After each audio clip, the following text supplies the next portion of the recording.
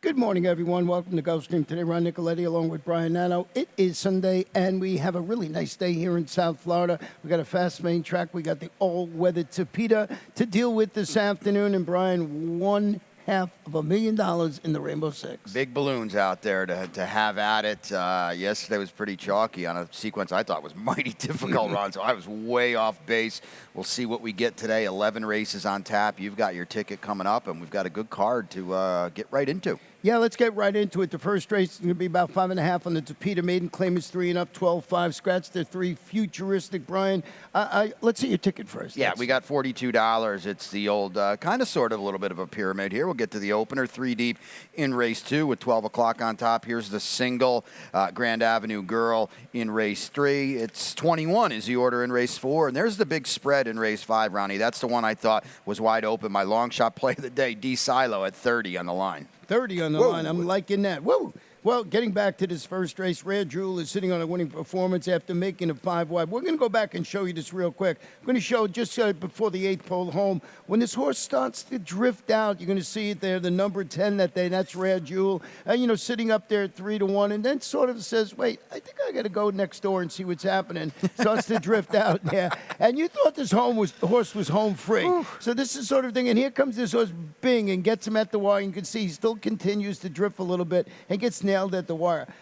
Joe Orsino, Sonny Leone, I don't know. Do you go back with this horse today? I got him on top, but I'm sorry he had to win last time, and he didn't. If you had him, oh my goodness, you're not going to have a tougher beat. But you look at him on paper, you kind of, I don't know, he's got to win again, doesn't he? He's just better than this group.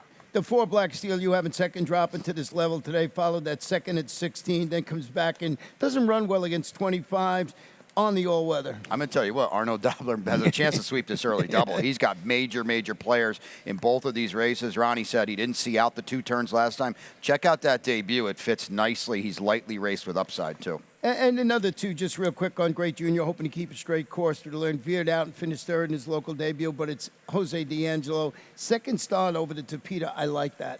Second race this afternoon is going to be a 1-mile maiden claimer, 3-year-olds and up, 12-5, no scratches. Not a lot of scratches on the card this afternoon. No, and maybe only one major one, and that horse ran yesterday, I believe it was. So race 2, 1-mile maiden claimers. We both went with the number 4, 12 o'clock, who gets, to me, just a tepid nod. I agree. I mean, we're 0 for 7. The losses are adding up a little bit, but I don't think there's any doubt the last 2 races at this 1-mile trip on the main track were big moves forward, and I don't really think, Ron, he's got to improve that much, if at all, to beat this kind of group. Well, the horse you were alluding to about for trainer Arno Dava is the My Big Dramas, plunging to the 12-5 level, stretching out to the 1-turn mile, closed to finish that distant 4th. But that was 40 maiden optional claimers going 6.5 furlongs. Got the apprentice Jaime Torres, who won again yesterday. Yeah, so he's the son of Big Drama. So you would see Big Drama, you would think this horse is going to love the 1-turn mile. Absolutely, and it's noteworthy. Ronnie mentioned the drop. This horse wasn't in for the tag. I know he's a Florida bred, didn't have to be in for the tag, but certainly he could have been.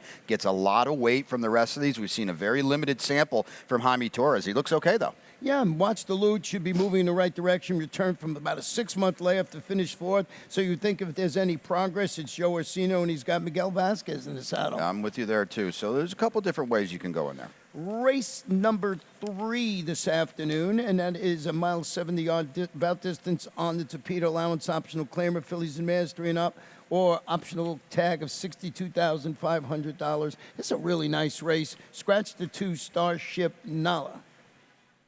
Right? Yeah, the Starship Nala is scratched. I don't know. Grand Avenue Girl's going to be tough in here at a pretty short number, right? We've got evens on the morning line, and I think that's right. And we're losing 17 points off Pete's line with Starship Nala. Expect odds on this horse. Yeah, this is a $300,000 daughter run. Happy with speed. You're going to play in Catch Me If You Can with MCL Jaramillo in the saddle.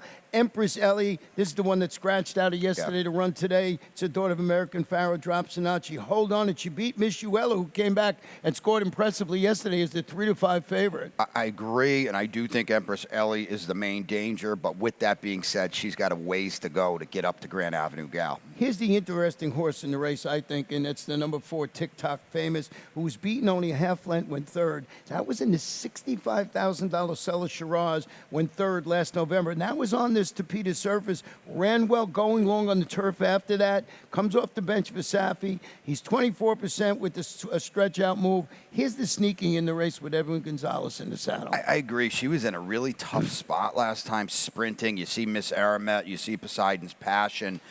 My only worry a little bit, that was July 17th, and now we haven't seen her. Where have you been? But I think the stretch helps her. Yes, stakes placed at the distance, so you got to give it a shot. And it's Safi Joseph Jr., so we'll see how it plays out. 4th race this afternoon, about 1.70 miles on the Tapeta Maiden Optional Claimers, 3-year-olds and up. Optional tag if you're not a Florida bred is $40,000. No scratches in here. Brian, you went with the 2 Blind Eye in here. So this is the trainer stat we want to talk about. I think I had it jumping the gun on the sheet. We're going back now to a route, and here's Ralph Nix, routing off of 61 to 180. How about this, Ronnie? 34% with a giant ROI. This is the past 2 years, and I don't know about you, but I got a big circle around that Tapeta route on July 9th. This horse was sprinting on the main track last time against a lot better. Petulante was awesome that day. I think the horse ran a 91 that day, I believe.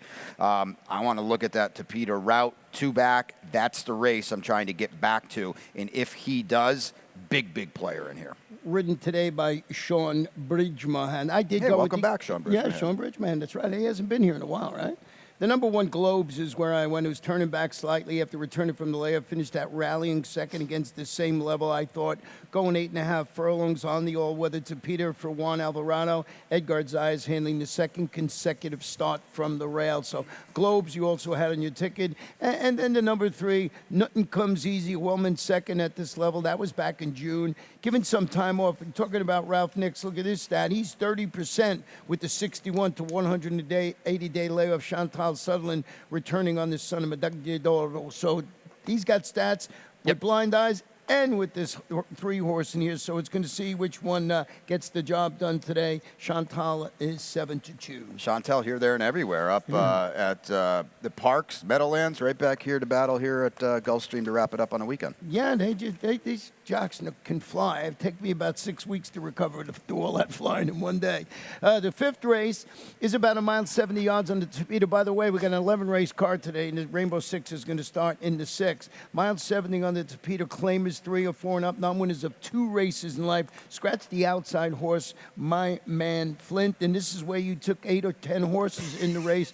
I did go with the horse I'll talk about first, and that's Birdman Richie, who's turning back after responding in the first race after the claim by Jose D'Angelo with a 5-wide charge to get ran a good 5th, actually. I'm going to go into the race that this horse comes out of with Tapaturn and Street Facts. Let's show that now. I want to show the start first with Tapaturn, and we're going to see it right here, who is the number 7, and has his head turned at the start, and breaks last. So now we're just going to go, and there you can see it right there, number 10. Street Facts is going to be the eventual winner. We'll show you in the stretch.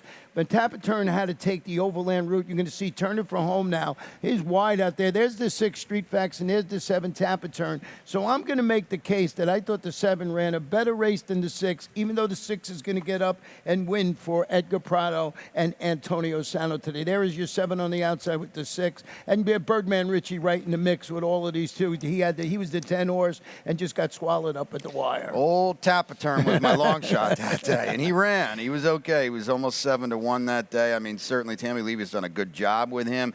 Birdman Richie, here's my little nick on the Birdman, because we know how good Jose D'Angelo is off the claim. Right. You didn't really get any improvement out of this horse off the claim. Maybe he moved too early last time. Maybe that hurt a little bit. Tough to improve off Safi. And you just look at the numbers, 61, 2, 1, 3, 1. He's just kind of going to run that race again. Maybe it's good enough. Maybe it's not. Well, that's about those horses, but I want to hear about your long shot in here. That's 30-1 on the morning line, and that is D. Silo from the Fernando Abreu with Jason Wayes in the saddle. All right, so I think we both agree that, the figures are a little tough to trust on Tapeta, but let's just make the point of reference here. Birdman Richie, one of the favorites. He runs a 61 last time. Here's old D. Silo off a layoff coming up on 2 years last time. Sprints for 10 and runs a 55. Didn't run terribly at a 64 to 1. Now we're second off. Now we stretch back out. That race wasn't terrible from a figure standpoint. He's only going to move forward. He's got decent route form, and he's a huge number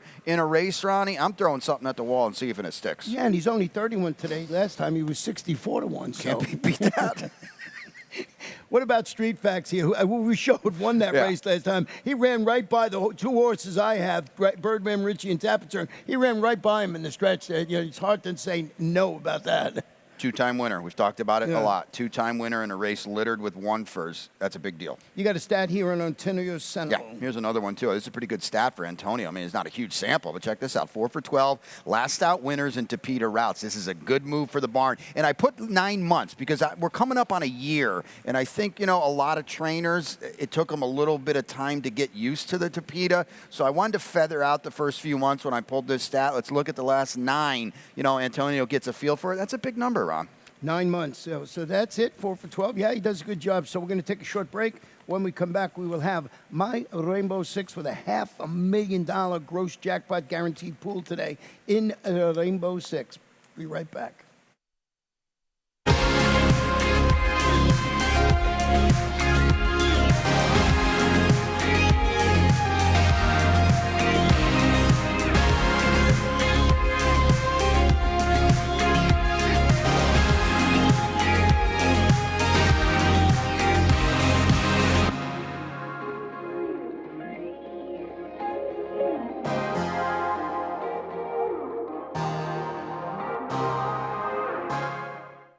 We're ready for the start. They're off.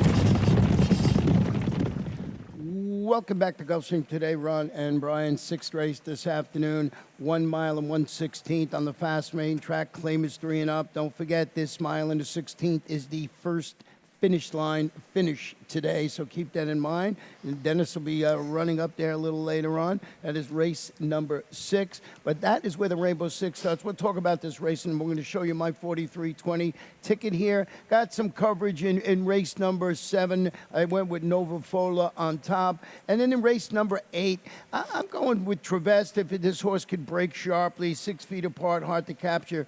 My single today is first off the claim, Fausto Gutierrez with Quite Ready. I think that horse is a standout to me, at least if he runs his race. And in race number 10, everybody's going to be betting Claudette Air, but I'm trying to maybe get a little lucky and get a price with the last bullet in mind, War of Ages. And I think the race goes through Strategy Queen in the finale for Sappy Joseph and Edgar Zayas. I agree, and all's well in the world. When we got 4320, you're back to battle there with a single. It's a tough sequence. I think it's a sequence you can have some fun with and take a shot at it. Well, you can see, Brian, I went 4 deep in this opening leg here. I got my long shot in this race, and it's the 3 Blessed Journey, who I think is 8 to 1 in the morning line.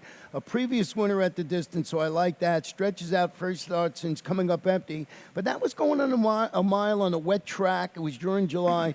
Ronaldo Riches, this barn is starting to really heat up. He's 25% with the 61 to 180-day layoff. And what I like, he lures the services of leading rider Miguel Vasquez. So I figured I'd take a shot with the number 3, Blessed Journey. Miguel rode this horse 2 back, and he's just got a penchant for getting on horses that maybe they don't look like they're the best horse in the race, and he puts them in the right spot, and he gives them every chance, and they run for him.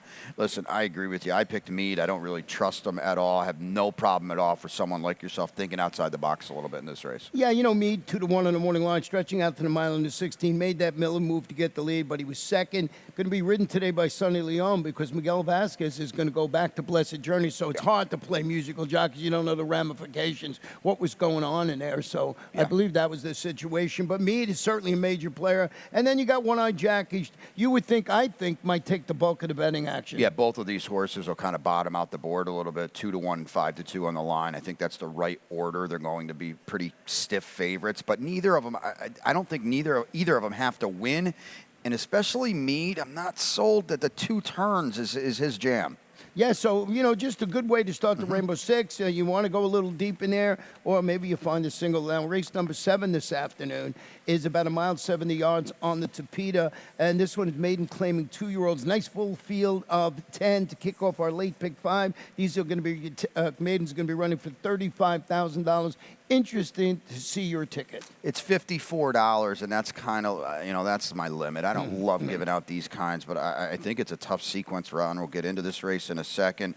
6 feet apart on top in race 8. Race 9 is problematic to me. I went with I'll Figure It Out. There's a single, my best bet of the day. I mean, Claudette Air looks like even money, 6-5 kind of horse to me. You're not going to get anywhere close, I don't think, to that 3-1. So I'll try to get some value by singling in that spot. And at the end, Adios Babe off the Zerpa claim with I like this outside attack post for this one. Yeah, Strategy Queen, the other one you used on your ticket. There's getting back to race number 7. I went with the 3 in here, Nova Folo, who's a gelded son of Fast Anna, stretching out around 2 turns after dueling for the lead, finishing 3rd in its 5.5 furlong debut on the all-weather Tapeta. Ralph Nix is solid with maidens making their second start. He's over 20%. Jason Huey is handling the added distance today, so we get the weight. Fast Anna Sire should be able to handle the distance. I'm looking for a little bit of a shot. I know with this one, it's second choice on the board at 4-1. Yeah, it's a pretty wide open race. And this horse, I would think, if not the controlling speed, definitely part of the pace picture, stretching out from 5.5 to essentially 8.5 in here. You went with Liz Dobles on top with the number 6, Swan Lake, in this one last seen. Well, first off, the claim by her. Yeah, so let's take a look at the stat, because this is a big move for this barn and Imaginary Stables and John. They team up together, 30% off the claim routing in the past 5 years. So Liz has an ability to really get these horses to improve, and obviously we write countless races sprinting on the main track. She claims this one for a quarter and says, you know what, I want to route on the Tapeta. So maybe she sees something here. We're going to run as a first-time gelding as well, so we'll take a little bit of a shot here. Swan Lake should offer a little bit of value. I think 8's on the line. Of course, it's a little further down on the ticket. On your ticket, I have in second, it's Coal Miner's Kitten is wheeling back and getting a do-over today after bolting and dumping jockey Edgar Zayas. That was that maiden special weight debut at 1.70 miles. Sappy Joseph Jr. has this son of Kitten's Joy working consistently. And boy, what a fearless jock. Zayas is going to get right back on the board today. Yeah, and listen, I'm playing a pick 5 here. I'm not taking a win bet on this horse because this is not a great... I mean, he's in for a maiden special weight, Ronnie. You could draw a line through the race, but now all of a sudden you can have him for 35. Not a great sign, let's be honest. You went with the inside horse in second, Smooth Rico, David Fox. Getting back to the Tapeta, stretching out. Got to stretch out last time against much better. I look at that Tapeta race, it makes him a big player. Did we show the Liz Dobles stat in here? We did show that. We did. Yeah. Okay, so let's go to race number 8 this afternoon. And this one is about 5.5 furlongs on the Tapeta, allowance optional claimer. Fillies and mares 3 and up, optional tag, $25,000. No scratches in this race. I went with the number 7, Traverse on top. It was a very consistent horse, but we're going to show you just both the head-on and the pan of this horse breaking last time out. There it is, the number 3, Traverse. You're going to see it right there. Doesn't have its head, not ready for the start whatsoever. Got its head turned, and you're going to see breaks behind the pack in there, and then we're going to show the pan also, just to give you an idea of where the horse ends up. You can see, behind the 8 ball and behind all the horses in the race. And as I mentioned, consistent 9 starts, 4 wins, 3 seconds on the Tapeta. Got a break on time. Was the favorite last time for Laura Cesares. Miguel Vasquez named on this daughter of Ken Tharos. There's no way I'm playing a horizontal ticket that doesn't have Traverse because she's all right. She loves the Tapeta, and she wants to beat you. And as you just saw, she didn't have a fair go of it last time. And what about the 5 you have on top? And that's 6 feet apart, in for the $25,000 tag in this optional claimer. Yeah, I mean, we got the comeback out of the way last time. Second time, Jose D'Angelo. Now he's got this horse, kind of knows her a little bit, and I think she's got some upside. You look at those races prior in her form, and I think they were plenty good enough to win this, and I expect to move forward today. And hard to capture, stepping up a level after parlaying in that 5-wide rally to a victory for State Breds, going 5 on the all-weather for Mark Cassie, and Sonny Leon. Yeah, I think she's got to move forward, Ronnie. I don't think any of those races are going to threaten, even though she has won 2 out of 3. Race Number 9 today is going to be about 5.5 on the Tapeta. These are claimers, 3-year-olds of 4 and up, non-winners of 2 in life, $20,000. Once again, no scratches in the race. Not many scratches, as I mentioned at the top. Field of 9, and we're going to go with my best bet today, and that is Quite Ready. And we're going to show you this one from the top of the stretch home when he closes 5 wide in this race. There you're going to see he is the number 9 that day, and he closes 5 wide in this race. Now, let's not forget, he's the 6-5 favorite in this race at this particular time. And it was just, I thought, a good performance. You're going to see him coming through the lane as the number 9 horse here. Got to come out. And just like he was up against it, and he comes running late. And I thought this horse ran exceptionally well. More importantly to that, Brian, is that this one goes to Fausto Gutierrez bond via the claim. And this is not a bond that jumps in and claims horses all the time. So that was my angle with this one. And what's the stat you had? Let's take a look at it. It's a perfect segue because I agree with everything Ron said so far. And I just wanted to bring it up because, as kind of Ronnie alluded to, this is not a barn we think is really in the claiming game, a little bit. Well, check this out. 5 for 22 off the claim the past 4 years. So I love when these good barns, they don't make a lot of claims, but they're very judicious with their claims. They know what they're doing. And Fausto, he claimed that horse at Churchill, brought the horse here, won a big optional claimer. The name escapes me. This is a sharp barn, picks its spots well, Quite Ready. Huge, huge threat off the claim today, Rob. Yeah, I just thought this horse would run very well in there. You went with the number 6. I'll figure it out on top in here. Yeah, I mean, I thought this horse was in against better last time, so it doesn't bother me. Uncle B and Nova God the Great has been in such good form on the Tapeta, so we get a little bit of a drop, and I think this horse probably offers a little value too, but certainly Quite Ready is the horse to beat in here. Number 8, Royal Mahogany, is dropping to the 20 level after following a pair of solid sprint outings against, I believe, similar quality with that stalk and fade 9th and last against 35 condition claimers last time out. It's Jorge Delgado. It's got the apprentice Elsa Morrison handling the drop down in competition, which I think is going to help this horse this afternoon. Maybe the old bounce rebound. Yeah, I guess. You know what was weird, Ronnie? This is such a high percentage barn. This horse was 29-1 last time. Yeah. Didn't run an inch. It was almost like they knew. I don't have any idea what we're getting today. What about Baron Cisco, who's another dropping into a competitive situation? Yeah, another hard knocker. That was a very fast race for the level last time. He almost broke last from the rail. I think he'll benefit a little bit from getting one stall over. Yeah, and he was in that race behind that repeat win in full disclosure and Quite Ready. It's Sano and it's Jesus Elios. The 10th race this afternoon, 5 furlongs to Peter, allowance optional claimer for state bred. Fillies and Mares, 3-year-olds, and up the optional tag is $20,000. Did have a couple of scratches in here of the 3 and the number 4, Aunt Nadine. And Claudette Air, as Brian said, I think this is a single. We're going to go back and show you this horse's last race. You're just going to pick it up from the 8th pole home. There was 5 horses in the field, and all 5 horses are in the picture today. You're just going to follow this right down to the wire. Just thought it was a game performance. There you see Marilyn, and on the inside, just everybody battling to wire. And Claudette Air looked like, wait, might not get this job done today. Hey, they had it surrounded on the outside and on the inside, but she fought on bravely to win it last time out. She's lightly raced. She's a daughter of Midnight Storm with Edgar Zayas in the saddle. Well, you're stealing all my thunder because I agree with everything you said. I mean, we were 3-1. She was probably going to be about 6 or 7 to 5 before the scratches. Right. She's going to be a huge favorite now. She's my best bet of the day. She's got so much upside in a field where I don't see any of it, and she's perfectly drawn for ace connections. We saw the horse in the nightcap yesterday. Safi gets these lightly raced horses moving forward. She's only got one way to go, and it doesn't bother me at all that she's taking on winners today. The number 8, War of Ages, looking to get back to her home winning ways after the 2-race win streak ended when she finished a 5-wide third and neck behind the last bullet is mine, who's in this race today, is the favorite, Liam McKennis, Elsa Morrison, 3-year-old daughter of Poseidon Warrior, who knows how to win. 3-time winner. It's a big deal. All 3 of those wins have come on the Tapeta. You know, very quietly, Liam McKennis done a very good job at the Royal Palm Meet with a limited amount of starters.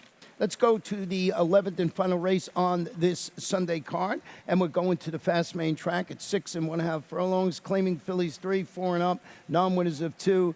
I think the race goes through the horse. Well, we got our exacta flip-flop. Yeah. I think these are the logical 2. Strategy Queen is free-falling today to the $10,000 level, stretching out to 6 1/2 furlongs on the main.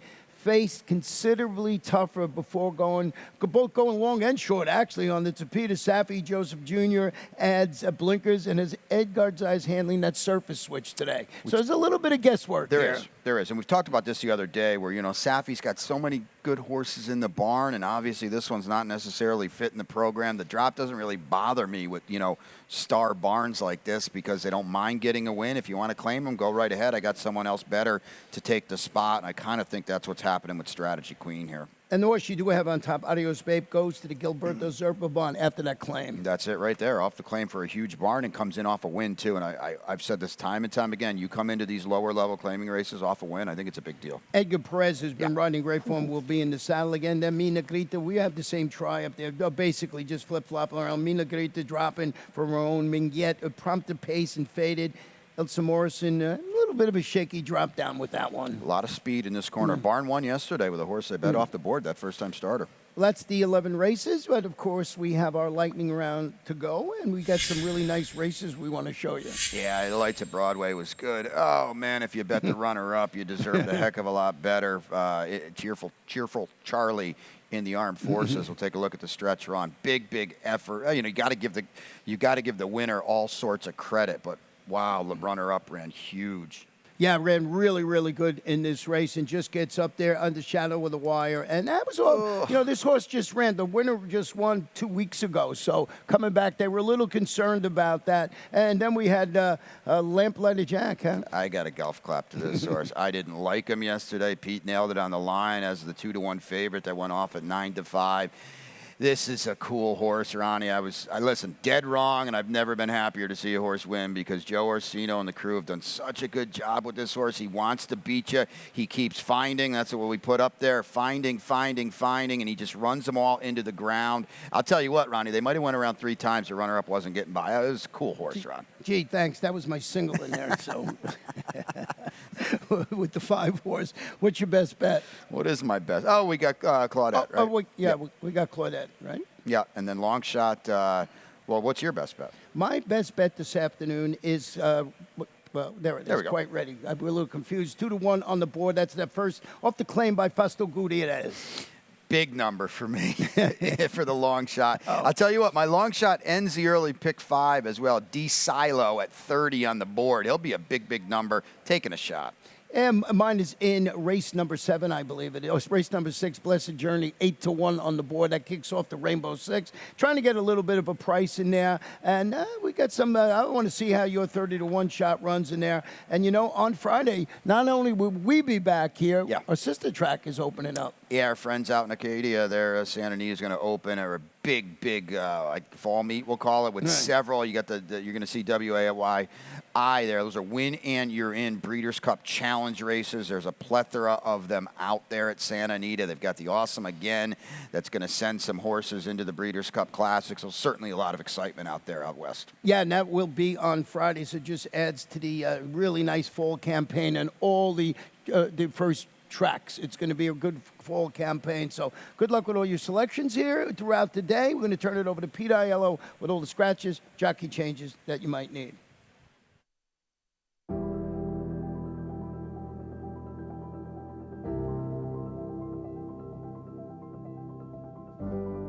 The Thoroughbred Aftercare Alliance is really the vehicle for the transition for our racehorses coming off the track into a second career and safe environment for these horses when they're done racing. I've been passionate about racehorses my whole life, animals in general, and without the TAA to provide that oversight, there would be a big void in terms of making sure that we have this ongoing safe environment for our off-the-track racehorses.